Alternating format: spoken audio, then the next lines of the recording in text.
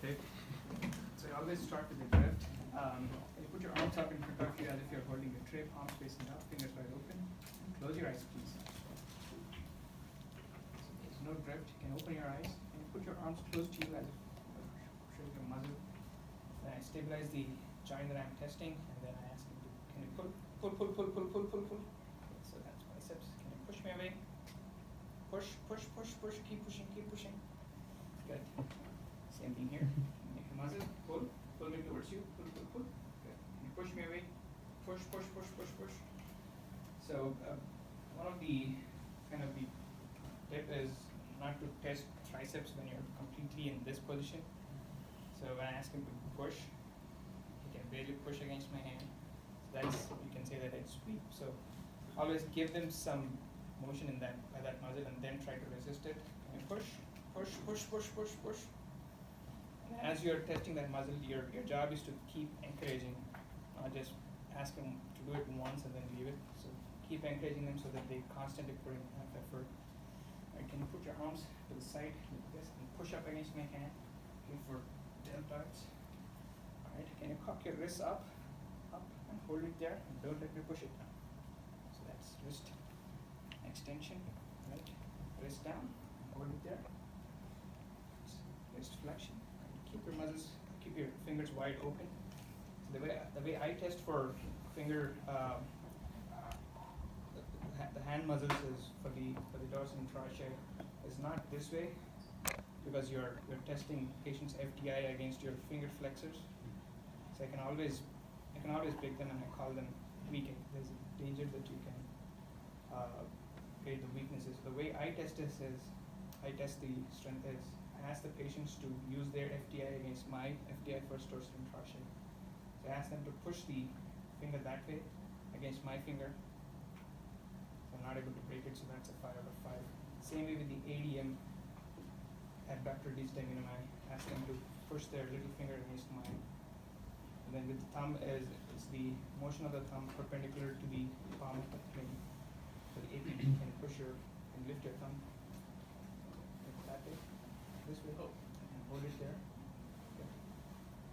Typically, we don't do finger flexors in the on the inpatient side, but it's a good habit to make change like this. So can you make a claw against like this, and don't let me open your fingers out. Those finger flexors here. And just another tip for the dorsal interossei. You always got to make sure that their wrist is in a neutral position, level like this. Because if you ask people to spread them out when their hands are flexed, it's naturally weak. And that happened to our service. We had a patient with wrist drop. So when the wrist is in this position, the dorsal and trochanter don't have their full can't have their full strength. So the way you do is you bring the wrist to the plane, parallel to the floor, and then ask the patient to spread the fingers to test for dorsal and trochanter. The same is true for the grip. You already covered that probably, did you? Yeah. So grip strength, I mean, it's a can you squeeze my fingers real hard. There is no way to quantify the grip here. You can say if one side is weaker than the other, but there are devices that we don't typically use in the inpatient side, but there are devices that measure the grip strength that can give you an objective number if you're rotating in the neuromuscular clinics. Most of the clinics have. So for the lower extremity testing, it's a bit different when the patient is sitting versus the patient is laying on the bed. In an office setting, in a clinic setting, when the patients are sitting on the chair like this, ask them to bend their knee and lift it up. So that's hip flexion. And keep it up. Good. How about this one? Bend your knee and push it up. Good. All right. Can you straighten your knee out and hold it there, and don't let me bend it. Good. Can I ask you something? Two things. Hip flexion in people in their 70s and 80s, what's normal anymore? I mean, a lot of people have terrible hip flexion. The other thing about when you're testing the quads, you have to be a lot stronger than the quads to break the quad.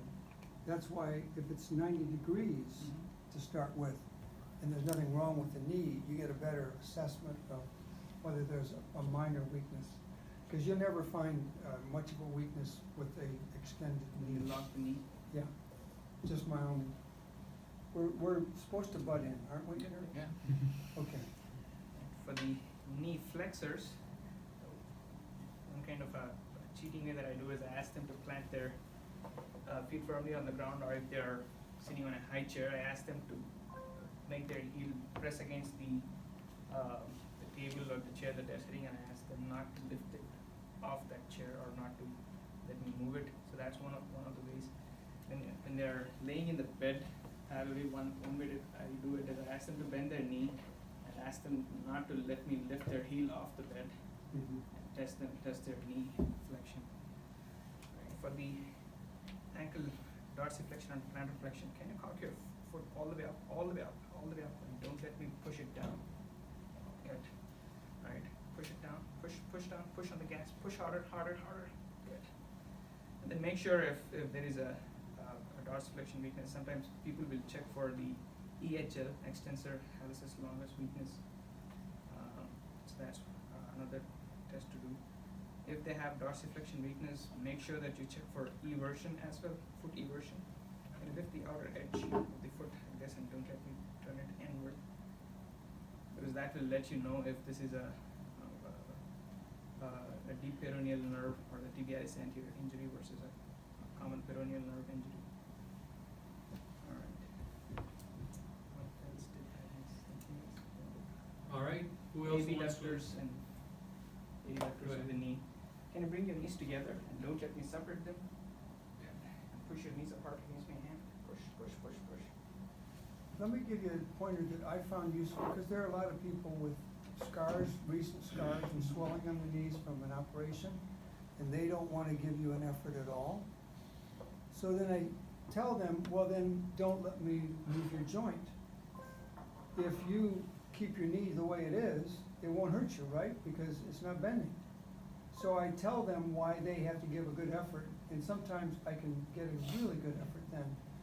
But they're gonna be hesitant, and you have to be careful not to hurt people, but that works for me a lot of the time.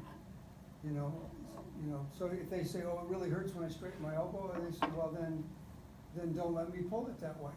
And then I get it, they're on my side kind of doing a full effort. Okay, anybody wants to add anything to the strength testing motor exam? If the gastroc is such a strong test, a strong muscle, how are you gonna ever find a weakness? Walk on tiptoes. Walk on the tiptoes. So if you, here, let me just show you this. As long as we're making it a group think, I want you to stand on your, here. So let's say if you face this way.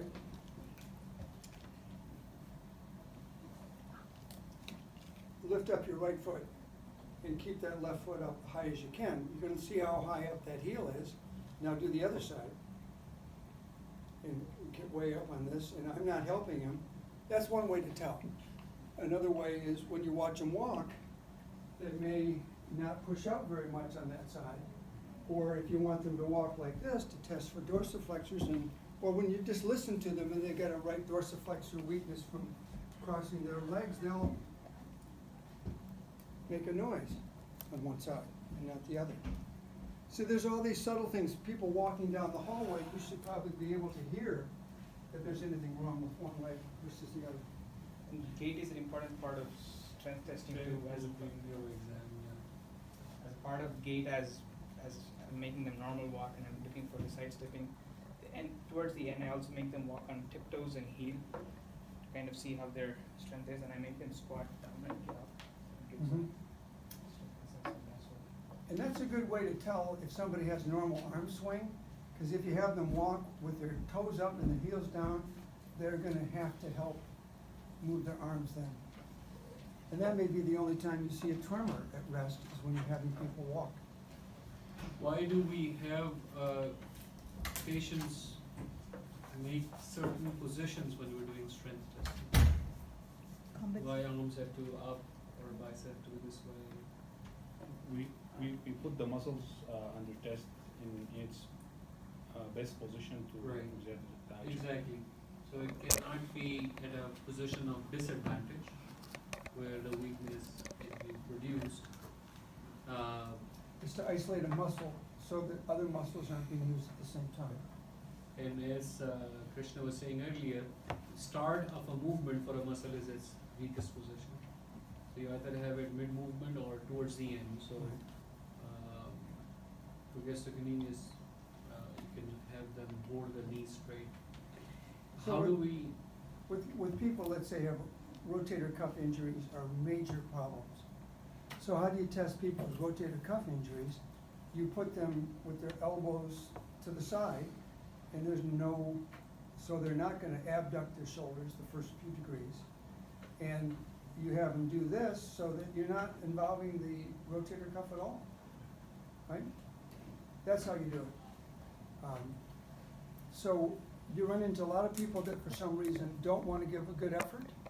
So you isolate the muscle and make sure that if they have an issue, like with a knee or a rotator cuff, that you're eliminating those muscles and they can give a full effort. And once they see it doesn't hurt them, then they'll usually continue. How do you know if somebody isn't trying?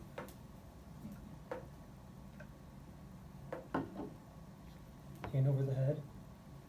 That's one way to tell. So in other words, they're laying there in bed and you just sort of drop their hand down like this. Okay, you could break their nose, so you have your other Be hand ready to and you're catch it. ready to stop. But that's one, because if it comes down like this and then moves over every time, well, that's a voluntary activity. There are other ways, you know, you have to fool people sometimes. I've even had people that say they can't move their left hand. I make them do this, and I point at a muscle, you know, a finger, and they're moving the good side, and they don't move or they're moving the bad side, but because they're mixed up when I point, you know, and then, or there was one guy that couldn't feel anything on the right side of his spine in the back, and I turned him around, and I said, well, let's see about the other side, and I was on the left side, and it still continued on that side. So I said, okay, it's the right side when I'm doing the dorsal side of you, but when I do it this way, so it depends on which way you're facing. I mean, come on, you know, so you just find inconsistencies that will show you that it's not anatomically a real lesion. But you have to control your tendency to smile, and you have to be really careful about it. And, you know, even the guy who had the mirror and said he couldn't see was following his own picture everywhere I moved the mirror. I didn't make a thing out of that. You know, I just said, okay. Because that's in the hopper too. He has an illness of a different type. How do you grade muscle strength? From 0 to 5. Okay. Is that it, or is one more details? What does it mean? That's it. So 0 out of 5 is no movement or no flickering of fingers at all. 5 out of 5 is the full muscle strength that is comparable to the examiner. 4 out of 5 is there is a movement in the direction, but it's weaker than the examiner side or weaker compared to the age or average group. 3 out of 5, when you have muscle movement against gravity but not against resistance. 2 out of 5 when you have horizontal muscle movement but no movement against gravity. Mm-hmm. And 1 out of 5, I think, when you have just a minor movement, A flicker. flicker of movement. It doesn't move a joint. Separating the numbers is very important. So, what will be the difference between 1 and 2? What thing has to be present for you to say, okay, this is not a 1, this is now a 2? The range of movement. Or How much range? 30 degrees, 15 degrees, 60 degrees? 1 degree is enough. Yeah, the joint movement. As soon as the joint moves, it's a 2. So any movement on the joint is a 2. A muscle contraction that is a 1 should not be able to move the joint, whichever joint it's supposed to move. Okay. How do you separate between 3 and 4?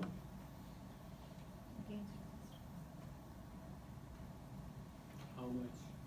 If you're lifting against gravity, they have some strength. Against resistance, like our resistance. 3 won't be able to resist the examiners.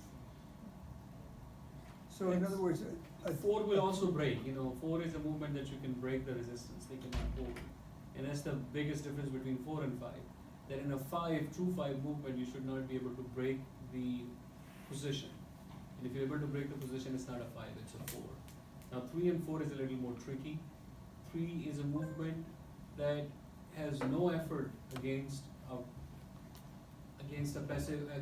active movement when you're trying to check their strength. The movement against gravity typically is not a sustained movement against gravity. That almost is usually a 4.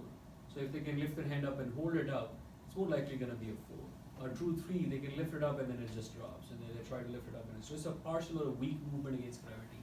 That's where 2 and 3 difference comes from. 2 is a movement on the joint, but it has no component of any movement against gravity.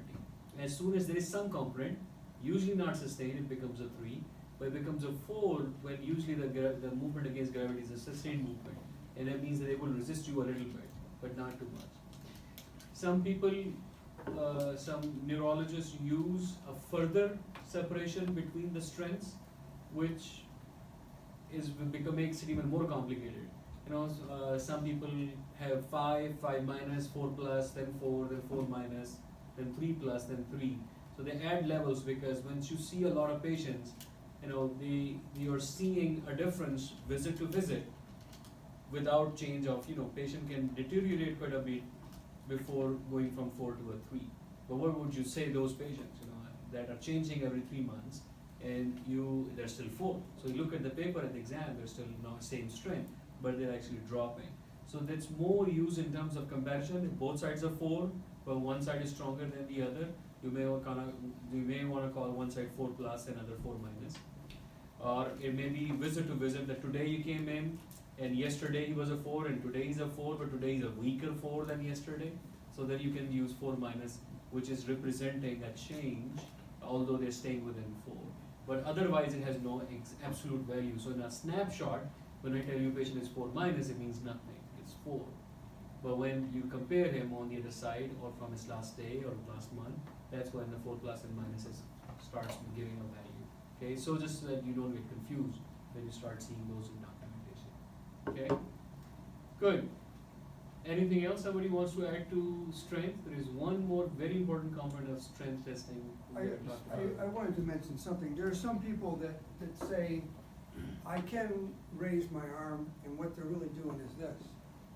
So in other words, you've got to eliminate the other muscles and say, okay, now can you raise the arm? That's when you're really testing it.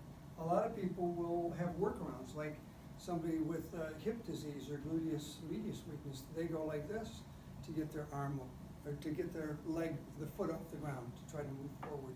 And they use their hip to move it. So you have to make sure that you're isolating the muscle you're testing.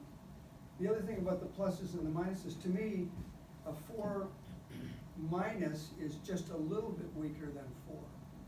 And a 3 plus is questionably just a little bit stronger than a 3.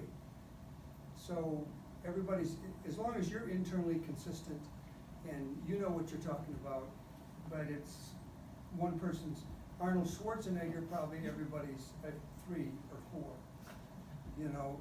But you should know what's kind of normal for age, even if it's not as strong as you guys. But yeah, you have to come up with something that works, and then you can compare one day to the other. And then remember, there's some people with diseases like myasthenia that it depends on if they've been chewing a lot, then they're going to have trouble chewing. If they've been coughing a lot, they're going to have trouble breathing. And a myasthenic who has a cough that can't be controlled is in big trouble because they're not going to be able to take a deep breath. And so it means different things to different patients. So what do you call weakness of a patient who has a strength of 5?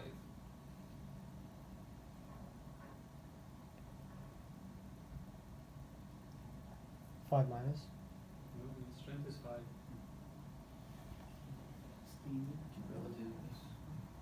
Poor dexterity. So you have to think that strength testing is not just this brute force, there are more levels to strength, more finer level to strength examination or weakness that goes beyond just a push of a muscle. So you check dexterity in many ways. The most simplest or crudest form of checking dexterity is what we call fix. You know, Dr. Bertoni does this often, rotating the hand, seeing one side moving less preferentially than the other side, moving the thumb around each other, and Dr. B can tell you more about it. But even more than that, you can have a slowness of finger tapping alternatively as a sign of weakness even though the strength is normal for the grip and finger flexion. And that can happen even in a stroke. A stroke that is improved, minor damage, watershed, something, may have only weakness of finger tapping, or even finer than that will be tasks such as handwriting or eating with spoon. They say, oh, I cannot write, it's clumsy, but they have no weakness in examination. So you have to think in those terms too when you're examining a patient, not just 5, 4, 3, 2, 1. There's levels above it, there's levels between them. So there are layers to the examination of a weakness of a patient, okay? So it's like an afferent pupil defect. You got an internal control. You compare one side to the other. If somebody's had a stroke, you know, people have a hemiplegia. They can't move a thing. And when they leave the hospital, when they're done with rehab, their strength is like normal. So how do you tell if they're having a good day or a bad day, whether there's a worsening of some sort? If you have somebody with a old right-sided weakness, and you have them do this, and then you have them close their eyes and do this sort of thing, they'll reposition their hand a little bit lower, like this. Or if you just have them do this, they'll have a slow downward drift, pronation, and flexion of that elbow. Okay, and if they have recovered to the point where you can't see that, and they get a hypoglycemia, or they get hyponatremia, or low blood pressure, you may see that again. And, or if their, I don't know, blood sugar is really high, for example, they'll show that again. Another sensitive test for that is when we do this, and if you're doing like this, it's kind of like a marriage. Who's doing more of the work around here? I do everything around here. This guy is saying, why aren't you doing what I'm doing? So there's an asymmetry there. And that even works in something like Parkinson's disease, where the general and the cortex is trying to tell the muscles, the privates, what to do. The sergeant in the basic ganglia has got his foot up on the chair and leans back, and there's a command from the general, put it in the inbox, I'll get to it when I'm good and ready. So that when if you have Parkinson's disease, it's usually asymmetric, and you have them do this, you're trying to tell both arms what to do, but the message isn't getting to this side. When you do real testing, the grip is okay, and the flexion of the elbows is fine, but when you're comparing one side to the other, the internal control, there's something not good about the right side. It could be an old stroke, it could be anything. It could be post-ictal state.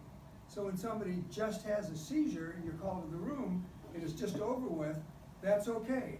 Have them raise up their arms, cover their eyes, and if you get this, 10 minutes later, it'll be back to normal. And what does that tell you? It was a focal seizure affecting the right side. It's a left cortical discharge that caused this seizure. The nurse found the patient laying on the floor having the grand mal spell, but if you can see something just right afterwards, that there's something focal about it, that's important information, right? So you can use this in many, many different ways, and like the afferent pupil defect, this kind of asymmetry thing that you can do, and it's true that there's about 5 good things you can do to look for an asymmetry. One is the drift test, another one is this, what we call arm roll test, another one is this, another one is looking for how much they swing one arm versus the other, and another one is this test, which I don't find too useful, but if, let's say, there's a weakness on the right side and you have them do this on both sides, what they're eventually going to do is start cheating a little bit, and they won't go all the way back on the side that's a little bit affected. See what I mean?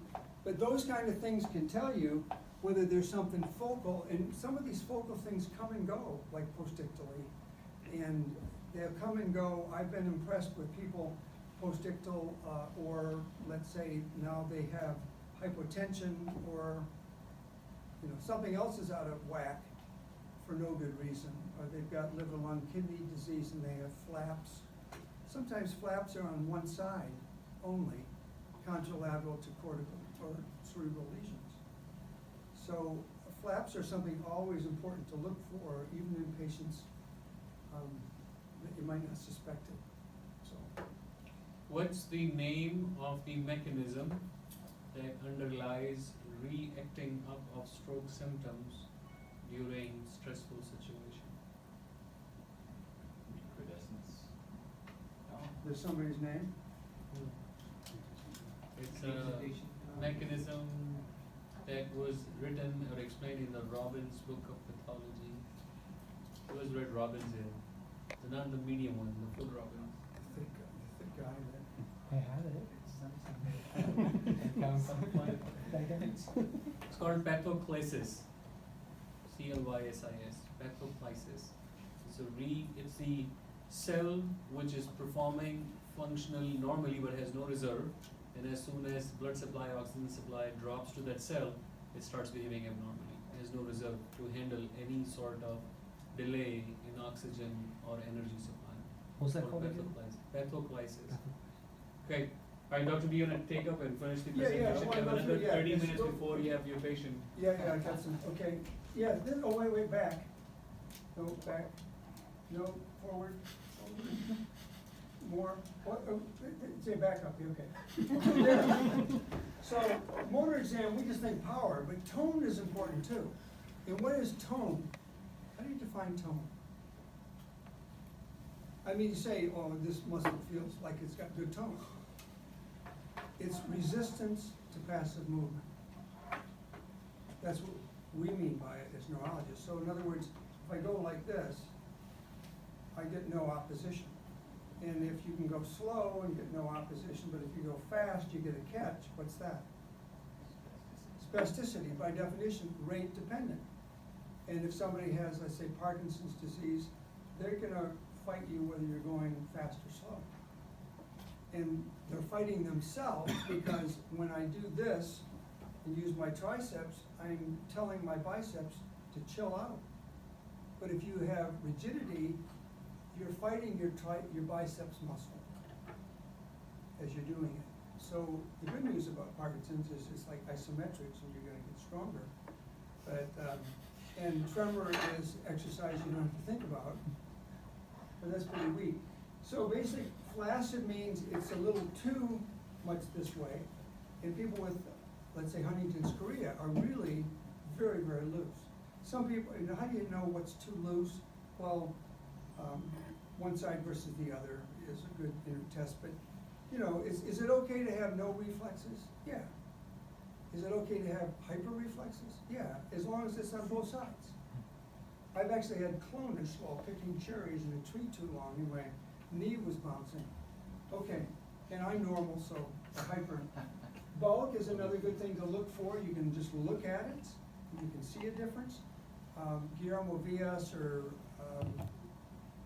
the guy who's the best tennis player in the world, you can tell which is his arm that he uses because it's twice as big as the other one, just from use and disuse.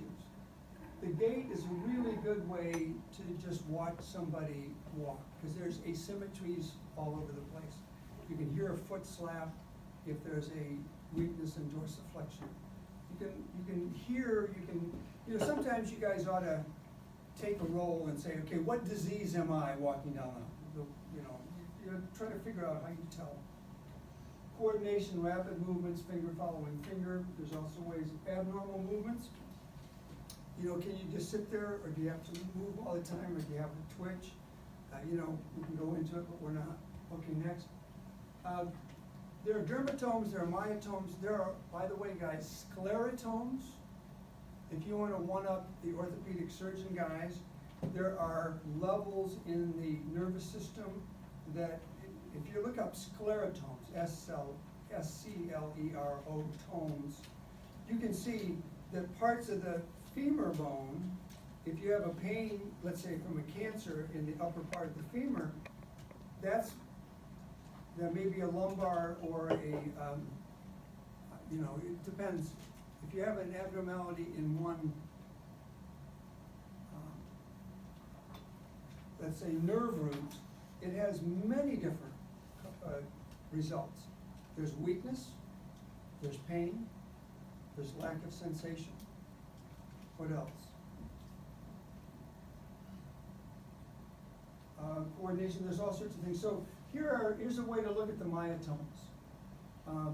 You should know where the dermatomes are, but I just offer this. You guys should be able to get this in PDF by printing this out. Next, this is a really good test.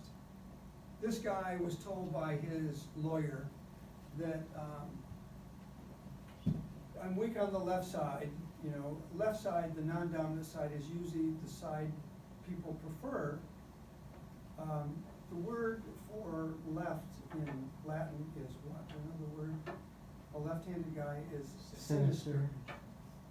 Means something wrong about that side.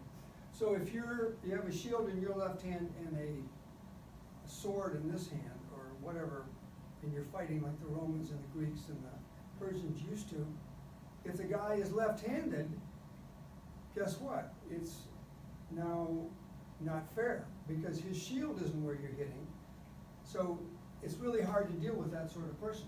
So the left side, if you say, okay, lift up your left leg, or let's say he's claiming in this case to be weak on the right side, and you say, can you push down with your right heel?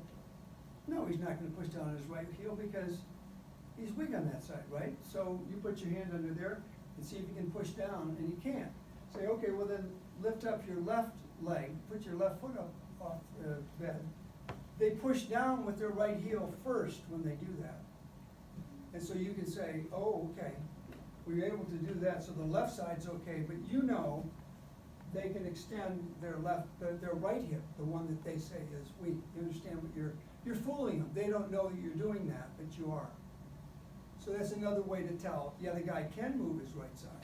And you can turn him over and do the same thing, you know, the other way, although it's not usually in the books. And if he's laying prone, he's gonna push down with his right foot when he's trying to extend the left foot up off, you know what I mean? The other way around.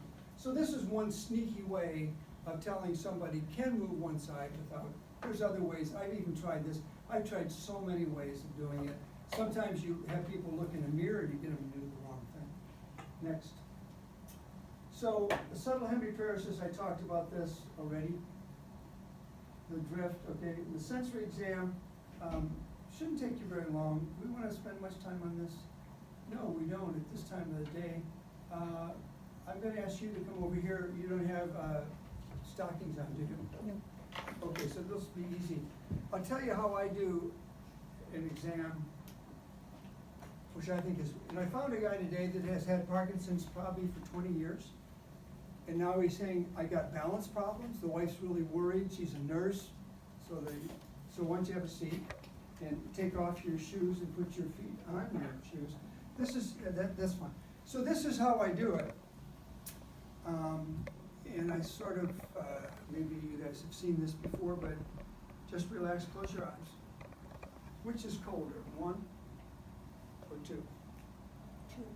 Okay, she's got that right. This guy got it wrong today. He couldn't tell the difference. In room temperature, this is pretty cold. It also conducts, so it really does feel cold. So I'm going to ask you to hike up your legs up to your knee, like your pant leg. Okay, so here's what I do next, is I say, okay, then tell me when you feel cold. And I go up to a point, and this guy said, oh, now I do. So there's a crisp line like right here. Same on the other side. So what else do I look for? I look to see if the skin is pale. I look to see if there's sweating, is it equal on both sides?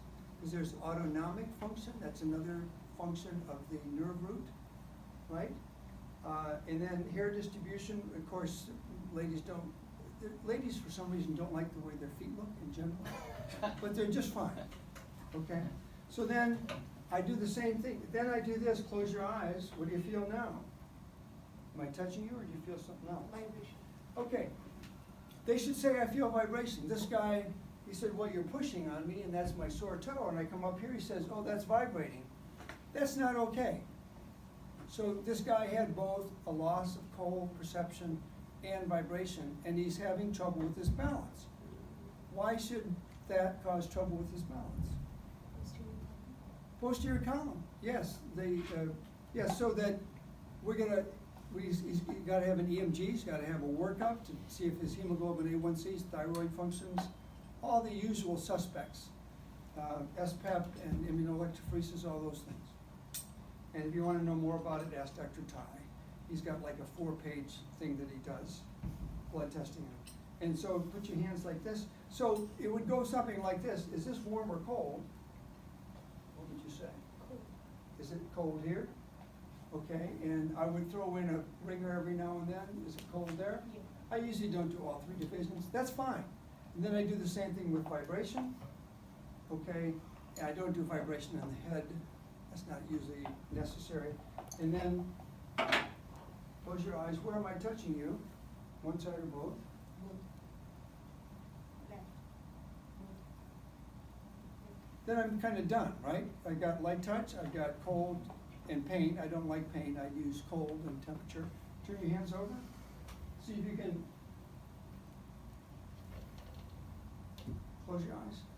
What number is this? I want to show you something. It's going to be about 1 millimeter, 3 millimeters at the most. What number is that? 3. Yeah. So you can feel it that high on your fingers. And what I usually do is, what number is this? 4. Yeah, and I do the other side. And if I'm really feeling kind of punchy, I say, okay, here's a tough one. What number is this?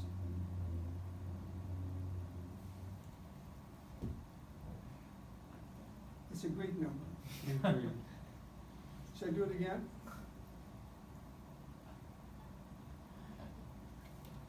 5. Pi. It's pi. Is that a number? Okay, I know, but if you get that, so you knew what it was. And there was one guy that I wrote a number on one side, he had a contralateral lesion, and he couldn't get a 3. And he got it on this side, and I was changing. So for some reason, I just said, with your right hand, can you draw that in the air? He said, sure. And he goes like this. He says, oh, that's the 3. So where's the lesion? Corpus callosum. One side didn't know what the other one was, but he knew in the sensory fibers what it was, but it was when he saw it in the air that his visual fibers figured it out. So I don't know why, I'm always coming up with, let's try this, and sometimes it pays off. So that's it for sensation, right? Am I pretty well done? Proprioception. Proprioception. Oh, the other thing is, do you guys have any money? Do you guys have money these days? No. Do you have coins? They don't get paid that much. Can you give me some coins? Okay, now they should be American coins. Okay, here, okay, don't say what it is, I just want to show you something. Okay, good, let me borrow that one too. Okay, I might not recognize. hands out like this, close your eyes. Okay, don't feel it, how much is that? Don't feel it, how much is that? Oh, take a guess. I think she knows what it is. Okay, yeah, okay, all right, so I'm gonna ask you, okay, put your hands out, close your eyes. I'm gonna drop one of these in your hand, you tell me what you think it is. Don't feel it. Take a guess. And here's one over here. Bigger. Okay, what's this, what's that? Let's go quarter and penny. Okay, Oh, geez. that's pretty good. So, I mean, people can really, let's see, if I get this right, like that's yours. So in other words, there's a lot of things you can do, or you can say, put your hand out and feel this with your right hand, tell me what it is. Cool. Okay, and then if I had something like a pen, I'd put it in the other hand. You should be able to do that, but you get the idea. And then we're done, okay, reflexes. And then at a minute or so, you can wax on about this. So reflexes, put your feet forward. And just relax, just like this, okay. This is weird, but this is how I start. So I like my senses to be involved, so I'm gonna feel the biceps tendon so that if she tightens it, my thumb's gonna go up a little bit because I can feel it and I can see it. So if I hit here, there it is, and I can see the movement, a little bit of flexion. If I wanted to do even more, grit your teeth and make a fist with that hand. I can make it more if somebody doesn't have much of one. Now then, so that's right here, and you see what I've done. I found the tendon, and I put my thumb over it, and I can feel it. I can feel the movement. I can see the movement, and I can see the flexion. Okay, so for the brachioradialis, it's somewhere in here. I just hit like that. And that works too. This is C5, C6, and C7. Just relax. There it is. I don't feel this one because it's a very short tendon insertion. That's how you do it. And if I want to do pectoral reflexes, I can do that. She's got those. Then I go to the other side, the internal control here. Again, I put a finger right on it, and I can do the same thing. And these are roughly symmetric. And I do it the same way, and I'm done. The other thing is, this is the poor man's way of doing this. If it works, it works. I again feel the tendon. In overweight people, sometimes it's a lot more medial or lateral than you think. And I just do this. Now I'm touching the quads. I can feel I can see it. So I pick somebody with really good reflexes. And if I want to, I can just move the foot around a little bit, and I can, very good. And as long as I got this, I can have her do this a little bit, and then just relax. Now this is not the right way to do it, but if it gives me a consistent, equal response, I'm done. Another way to do it is to just put a little tension on the tendon and whack it this way. And you have to make sure that you're out of your own way when you do this. That's all there is to that, okay? There are other strange reflexes. There's a place where you can get a posterior tibial reflex, but there it is. It's not seen in everybody, but once in a while you can get it. It's almost like a muscle, direct muscle reflex. For Babinski, take off one shoe. I have to be comfortable, she has to be comfortable. And I find that I get a good response if I just use my thumbnail and try not to move. And then I go for something like this, but I do not use a pin or sharp object. And I say, that's mute. Doesn't tell me anything. If I call it mute, it's her fault and not mine. And I do the same thing. I begin here, and sometimes people can't tolerate that. They're very ticklish. And so as long as you don't get, if you see this toe go up, and these toes fan, that's a real positive sign. If you do it 2 or 3 times in a row, with just the minimal stimulus, you avoid the other kind of movements that you don't want to look at, and you're done. The other thing is there's something called a triple response that is in people with really hyper reflexes. You get this in newborn babies. Sometimes if you scratch, I like starting here, this is a Chaddock sign, really, or right under here. If you get this,